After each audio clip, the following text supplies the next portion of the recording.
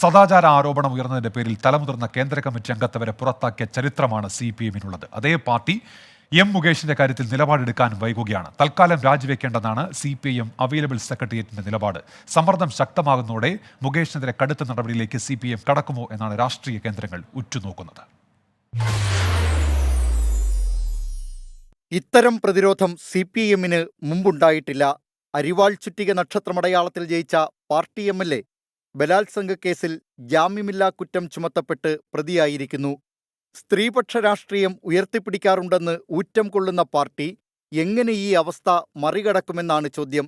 സമാന കുറ്റം ചെയ്ത കോൺഗ്രസ് MLA-മാർ രാജിവെച്ചിട്ടില്ലല്ലോ എന്ന സമീകരണമാണ് LDF കൺവീനർ EP ജയരാജനെപ്പോലെ ചില നേതാക്കൾ ഉന്നയിക്കുന്നത്.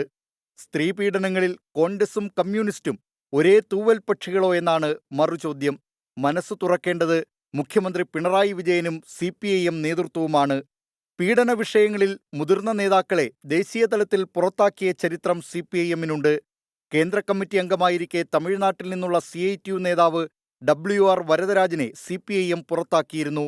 വില്ലിവാക്കം മുൻ MLA ആയിരുന്നു WR വരദരാജൻ.